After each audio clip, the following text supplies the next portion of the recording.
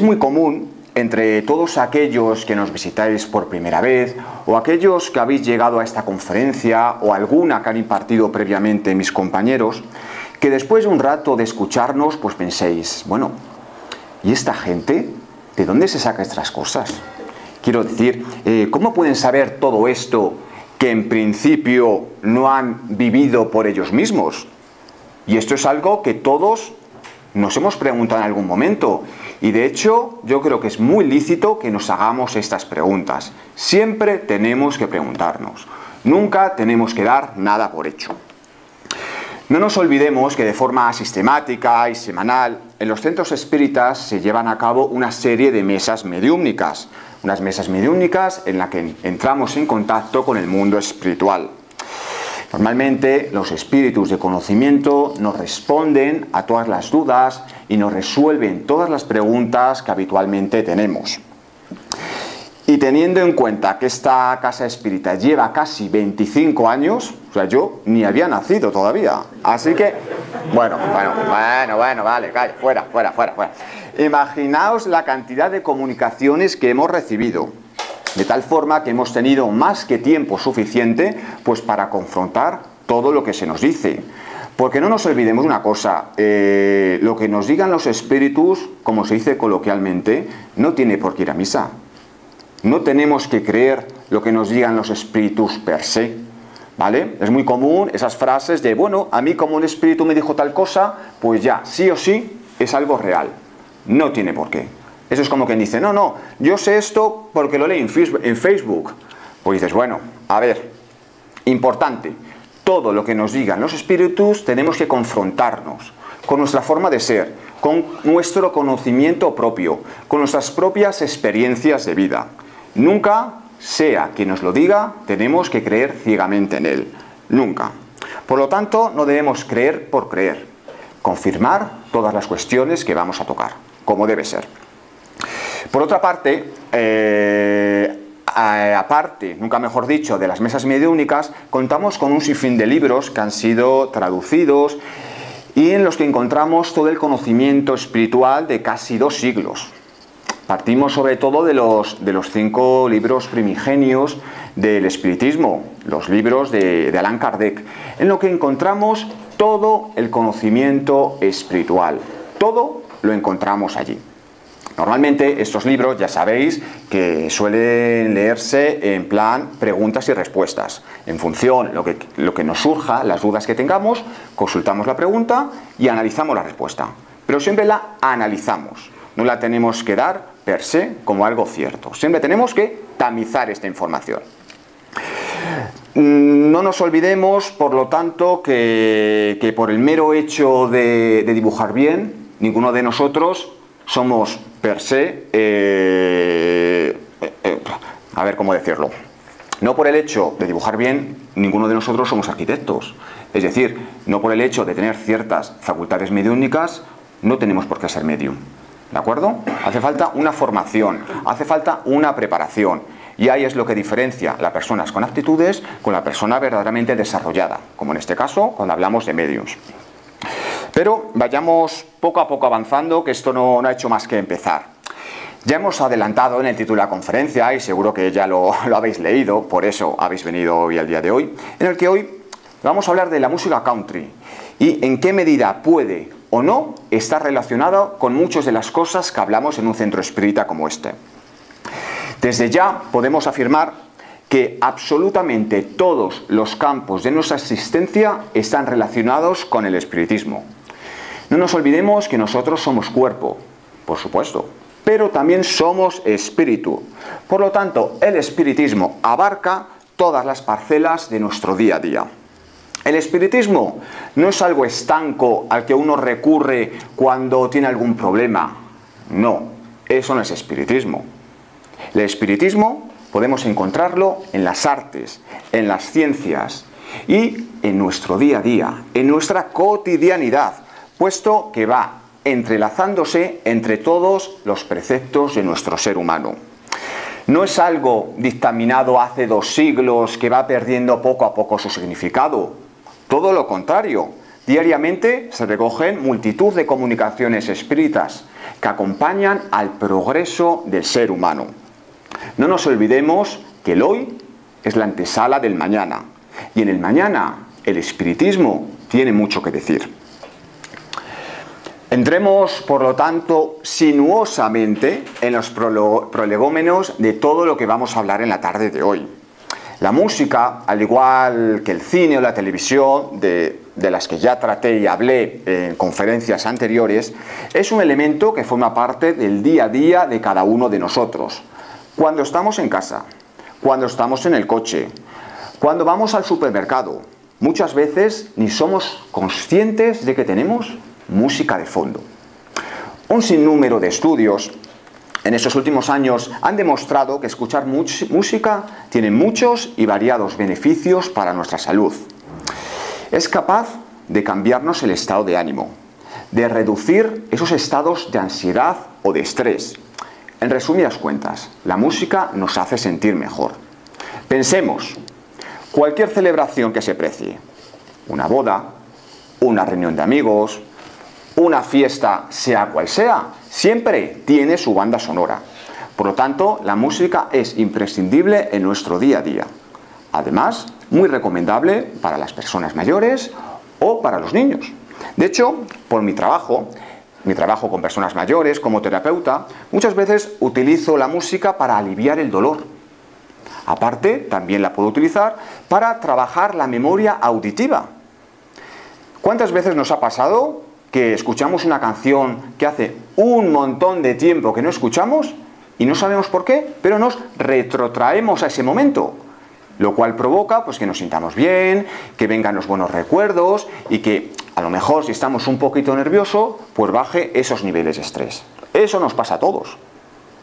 En los niños, también muy importante el trabajo con la música, porque trabajando a través de la musicoterapia podemos mejorar la memoria, la atención o la concentración de los niños.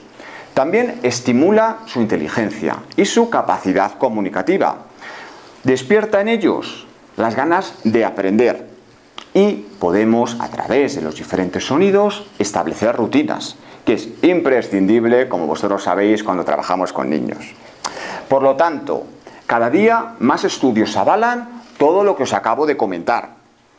Es indiscutible, por tanto, los beneficios que la música trae a nuestro organismo, a nuestro yo físico, pero también a nuestro yo espiritual. Remitámonos entonces a la historia. A través de los diferentes textos encontrados, se tiene constancia que allá por el año 1500 a.C., la música tenía una importante influencia en los hombres y mujeres de la época. No solo como un agente educativo, sino como un agente capaz de curar el cuerpo, de calmar la mente y, como se decía antiguamente, de purificar el espíritu.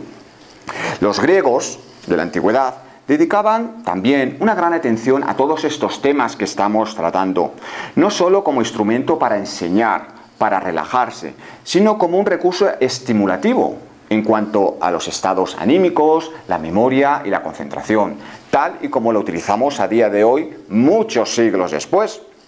Aristóteles, que seguro que alguno que otro suena, ¿no? Pues realizó notables aportaciones sobre la naturaleza del sonido y los efectos en las emociones, el carácter y la salud. Daos cuenta de una cosa.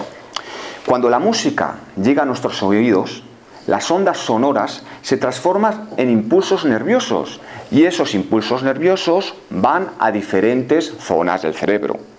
Incluso, algunas veces, son capaces de liberar la dopamina, que es un neurotransmisor que interviene en la regulación del placer. Por lo tanto, los expertos, los sanitarios y yo mismo muchas veces recurrimos a la música en el tratamiento de enfermedades y lesiones cerebrales. Por ejemplo, en los casos de ictus. Me he encontrado muchas veces con pacientes, después de haber sufrido un ictus, que son incapaces de hablar. ¿Vale? Eso es un síntoma, una consecuencia muy frecuente. Pues he constatado en primera persona que a través de la música son capaces de tararear e incluso de entonar algunos estribillos de determinadas canciones, partiendo de la base de que cerebralmente no estaban capacitados en ese momento para ello. De igual forma, en personas con Parkinson, ya sabéis que uno de los síntomas es que a lo mejor tienen dificultades a la hora de caminar. Pues a través del ritmo de la música he visto a muchos pacientes que son capaces de seguir el ritmo, de bailar incluso, cuando habitualmente a la hora de deambular tienen bastantes dificultades, para que veáis hasta qué punto la música toca lugares desconocidos en nuestro cerebro que a nivel rehabilitatorio nos hace mejorar mucho más rápidamente.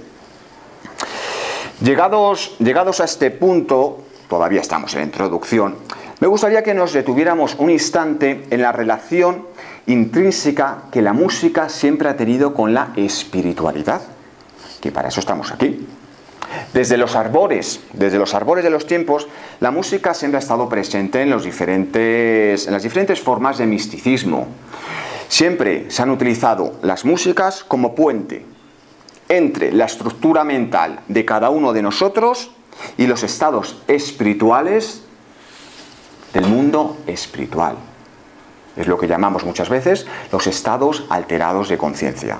¿Cómo conseguimos muchas veces este tipo de estados alterados? Pues a través de la música. Por lo tanto, resumiendo todo lo que acabamos de decir, la música tiene su origen en la búsqueda del lenguaje, sobre todo en la necesidad de comunicarnos. De hecho, hay teorías etnomusicológicas formuladas sobre todo a mediados del siglo XIX que han tenido que ampliar el origen de la música mucho más atrás de lo que pensábamos en un primer momento. Fijaos, actualmente la música se data hace 40.000 años. 40.000 años son más de 400 siglos. Fijaos, ¿cómo empezó esto de la música? Pues sobre todo cuando el Homo sapiens empezó a imitar los sonidos de la naturaleza. Las expresiones musicales primigenias fueron poquito a poco siendo asociadas a un hecho colectivo como rituales funerarios, cacerías o ceremonias de todo tipo. Es decir, a partir de ese momento, la música pasó a formar parte del día a día de todos nosotros o de nuestros antepasados. Estudiosos como Leo Frobenius nos recuerdan que el hombre concebía el universo, concebía el cielo como una bóveda, de tal forma que a través de los sonidos intentaba proyectar estos sonidos para controlar diferentes lugares dentro de lo que es la bóveda. Fijaos, ¿no?, la concepción que se tenía pues el hombre primitivo. El origen de la música, por lo tanto, si nos ponemos estrictos, que aquí somos muy estrictos, es desconocido, puesto que antiguamente no se utilizaban instrumentos. ¿Cuáles eran los instrumentos? Pues la propia voz o el propio cuerpo de la persona, pues a través de diferentes golpes. Y todo ello pues no deja un registro arqueológico de tal cometido. Todo ello nació con la necesidad de prolongar y elevar los sonidos del lenguaje. Por lo tanto, ¿cómo definiríamos la música? Pues yo lo definiría como el arte de combinar los sonidos en una sucesión temporal. Pero ya os digo que dependiendo del autor podríamos ver cientos y cientos de definiciones en torno a la música. Porque muchas veces la música es algo subjetivo. ¿Qué significa la música para ti o para ti? Pues cada uno lo explica pues en función de lo que sienta en ese momento. A nivel espiritual, vamos a fijarnos en lo que decía Schwarzenegger en su libro Música, el arte de sentir. Nos dice el autor: de todas las artes, la música es la más difícil de definir con palabras, aunque sabemos que nos acompaña desde la cuna, a través de las nanas, hasta la tumba, con los requiems. Podemos decir que altera nuestro estado de ánimo, tal y como estamos diciendo, consolidándonos o exaltándonos, que cura nuestro cuerpo, como demuestran las numerosas técnicas de musicoterapia, y que forma parte en muchas formas de nuestra condición humana, así como el lenguaje, la risa y el llanto. Yo creo que es una definición preciosísima. Así que yo siempre hago referencia a ella porque yo creo que engloba todo lo que ya hemos dicho hasta ahora. Lo que sí bien es cierto es que el ser humano se procura alivios a los sinsentidos y a los problemas que todos tenemos. ¿Y cómo procuramos esos alivios? Pues muchas veces a través de la música y otras veces a través de la espiritualidad. independientemente de la espiritualidad que profese cada uno. Eso ahí da exactamente igual. Es cierto que no obtenemos respuesta tal cual, pero sí es verdad que nos relajamos y abrimos la mente y de esta forma conseguimos, pues a lo mejor sentirnos mejor y encontrar una solución pues a ese problema. Eso yo creo que nos ha pasado a todos, ¿no? Lo típico que decimos, bueno, voy a relajarme, voy a consultarlo con la almohada, ¿no? Parece que uno se relaja y al día siguiente pues ve las cosas de una forma diferente. Por todo lo que hemos visto hasta ahora, hemos podido comprobar la importancia que la música tiene en todo el espectro de nuestra existencia. Pero no vamos a quedarnos ahí, no. Vamos a ahondar un poquito más y vamos a centrarnos en un género, como hemos dicho al principio de la conferencia, quizás un poquito desconocido pues en España, ¿no? En donde habitualmente nos encontramos. Y vamos a hablar efectivamente de la música country. El country tiene sus raíces en el blues, en el gospel y en la música folk, de sobre todo los inmigrantes norteamericanos. ¿Qué significa la palabra country? Pues significa campo.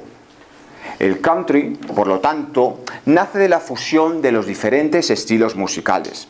Por ello, es importante que citemos un poquito los antecedentes para entender el proceso de evolución de este género musical. A finales del siglo XVIII, sobre todo en una fecha muy importante para los Estados Unidos, en el año 1776, una gran cantidad de colonos británicos llegaron al continente americano, desplazando a los primeros inmigrantes franceses que vivían en Canadá. Estos inmigrantes franceses se ubicaron en el actual estado de Luisiana. Y claro, al desplazarse, llevaron consigo pues su forma de vida, sus espiritualidades y, como no, su música. ¿Cuál era la música de ese momento? La música cajún, que a lo mejor os recuerda un poquito a la comida cajún, ¿no? que ahora se está dando más a conocer. Pues es la música cajún. Característica principal de este tipo de música, música alegre, divertida, que le servía pues para echar unos bailes. Más tarde, la llegada del tren trajo consigo pues una mejor comunicación entre los diferentes estados. Entonces la música, digamos, que fue siendo cada vez más compleja, con la adquisición de sonidos como el banjo o la guitarra. Mientras tanto, a mediados ya del siglo XIX, en los estados del sur apareció un tipo de música muy concreto, que se llama la canción evento. La canción evento, la cual relataba pues las historias de los quehaceres pues de los inmigrantes, ¿vale? De su día a día, los problemas que tenían, los problemas con los patronos, todo esto.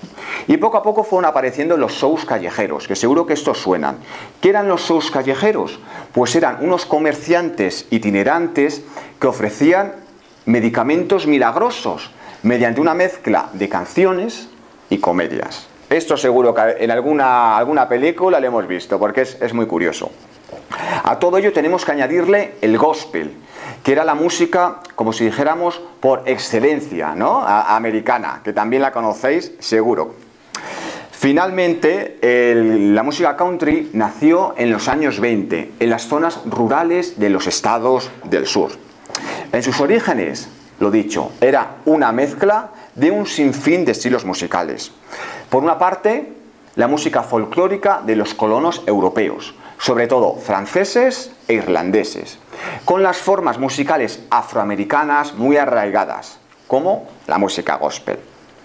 En principio, este tipo de música era muy sencilla, instrumentos de cuerda, guitarra, violín, pero poquito a poco empezaron los instrumentos de viento, el acordeón, la armónica. El primer cantante country del que se tiene noticias, al menos a nivel nacional, pues le tenemos aquí, Bernard Darhan, que se aprovechó de uno de los grandes inventos del siglo pasado, la radio. Los músicos empezaron a crear nueva música, empezaron los bailes en los graneros. No nos olvidemos que la música country al principio era una música de baile. Y este tipo de conciertos empezó a ser transmitido en vivo a través de la radio. Por lo tanto, llegaba a todos los rincones de Estados Unidos. Fue en esta época cuando nacieron los primeros sellos discográficos y las primeras estrellas, que fueron, por una parte, Jimmie Rodgers y por otra, The Carter Family, la familia Carter. Y a raíz de esto, todos los cantantes posteriores, o bien derivaban de un tipo de cantantes, es decir, de los Jimmie Rodgers o de la familia Carter. Eran como dos estilos que poquito a poco se fueron bifurcando. Ya fueron pasando las décadas, ya en los años 30 hubo una eclosión de la música country. ¿Gracias a qué?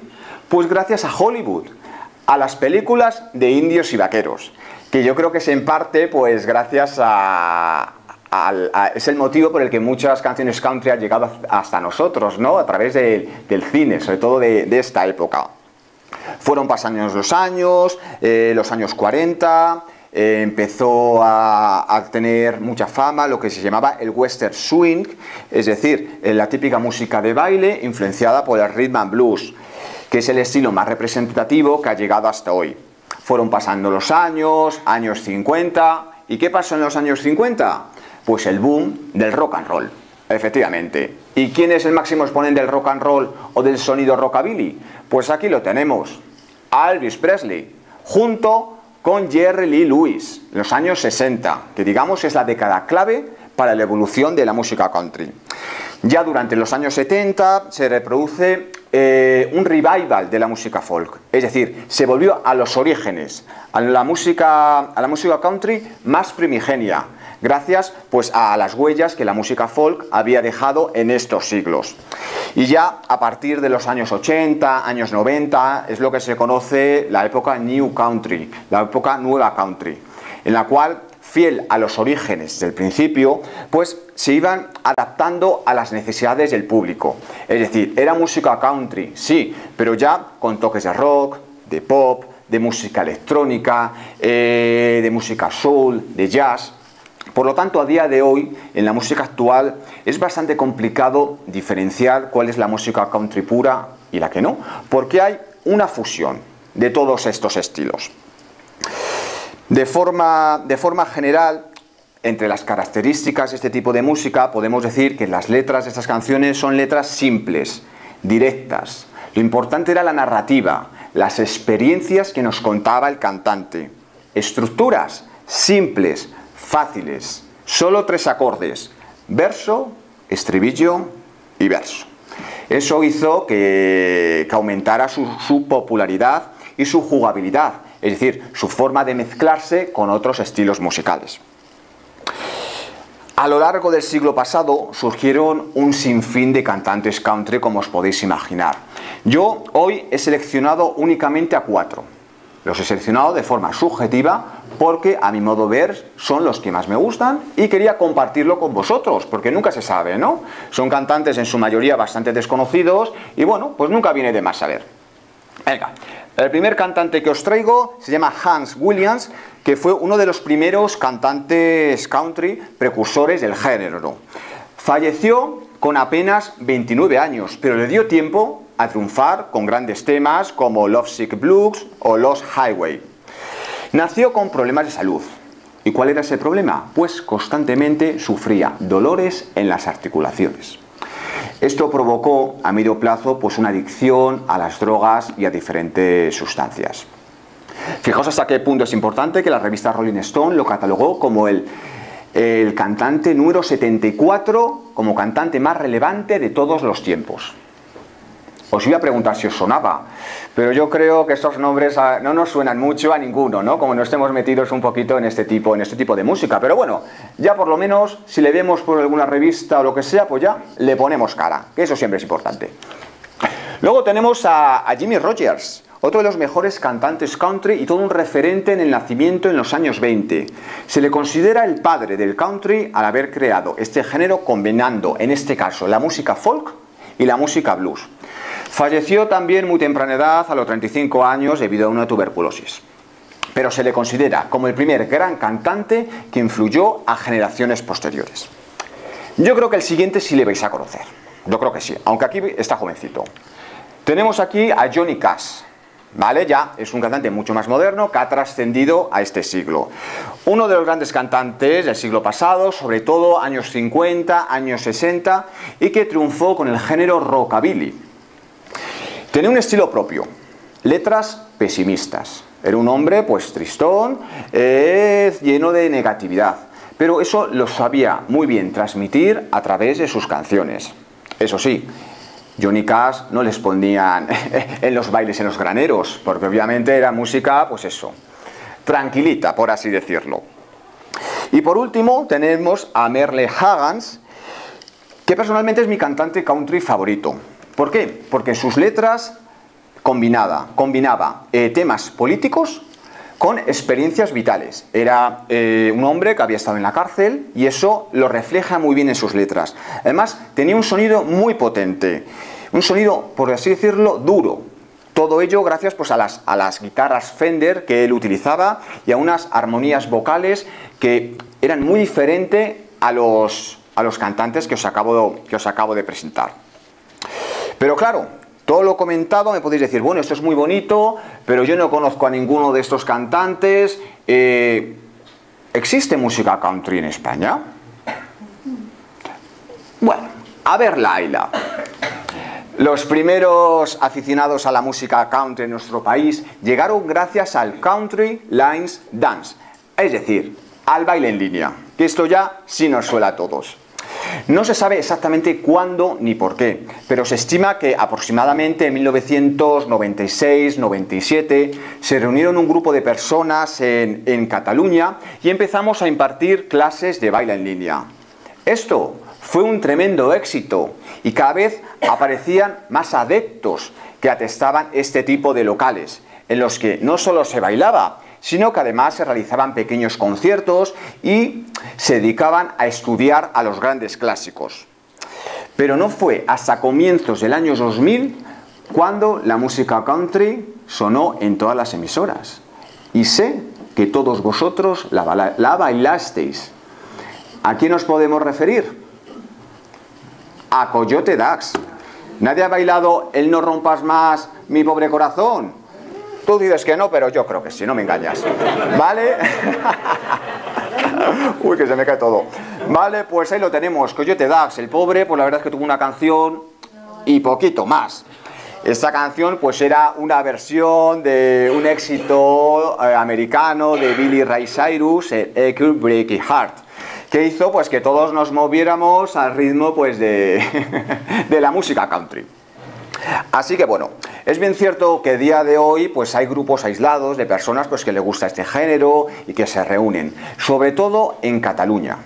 Y ya en menor rango, pues a lo mejor en Madrid, Valencia, Mallorca y en el norte del país. Pero ya estamos viendo que no es una música pues muy frecuente, ¿no? Que escuchemos habitualmente, al menos hasta ahora. Espero yo haber sembrado pues esa semilla de curiosidad, de curiosidad, al menos esto.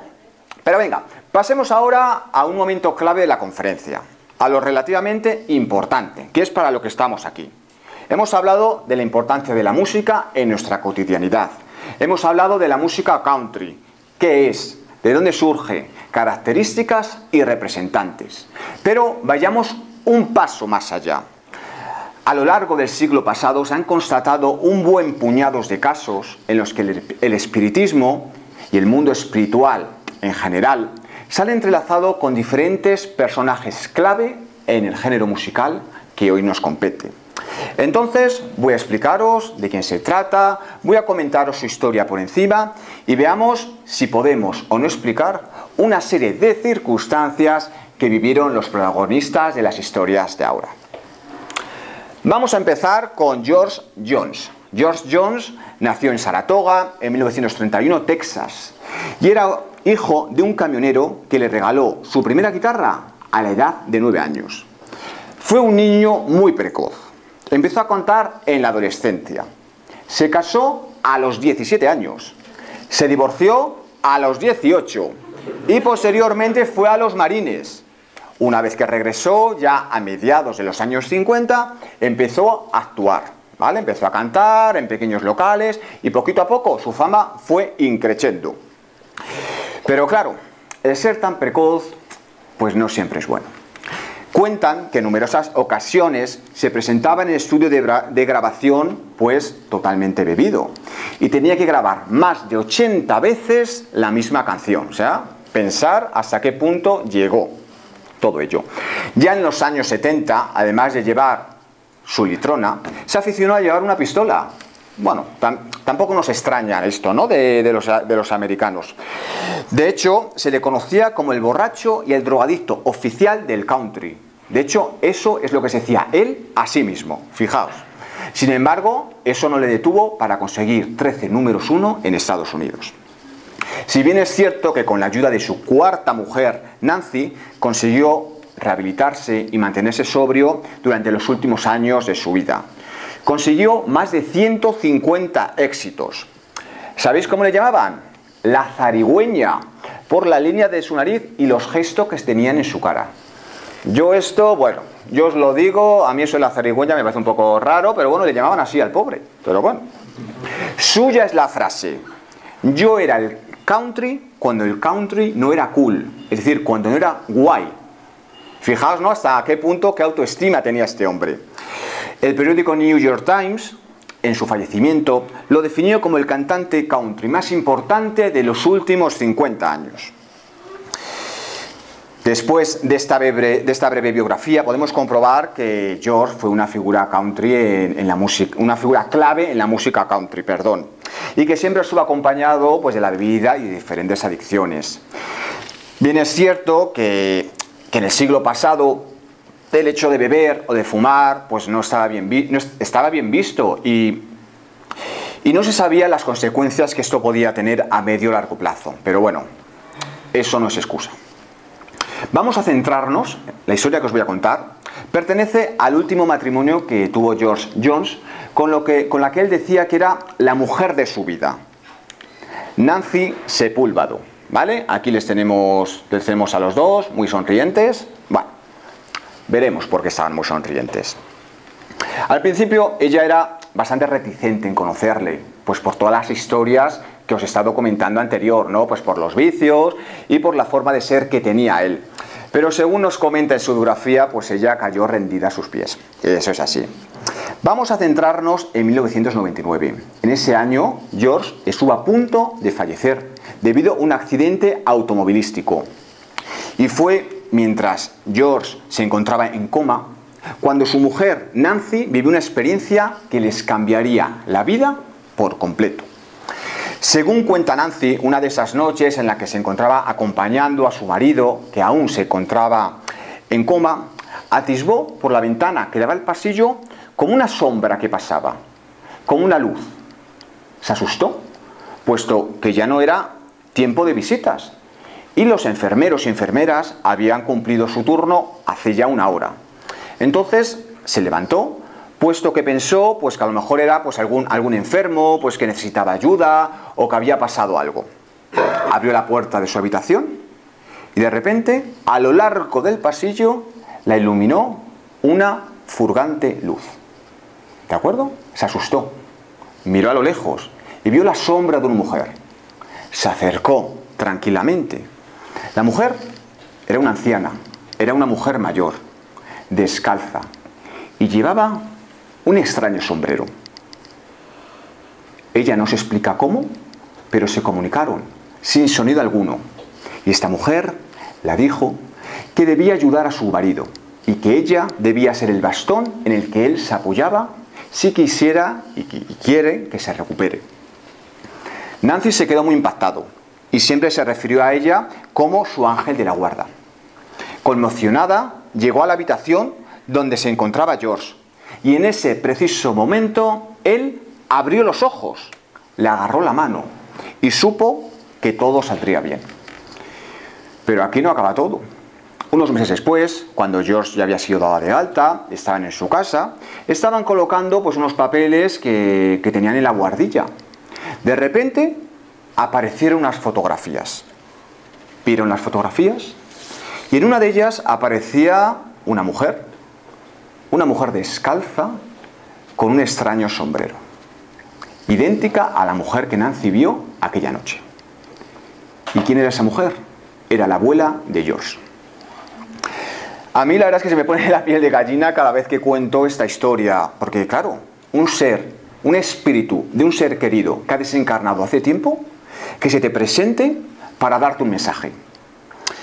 Es algo que uno no experimenta todos los días, pero yo creo que no es tan extraño. Estoy seguro que muchos de los que estáis aquí, o muchos de los que nos estáis viendo, habéis experimentado algo parecido.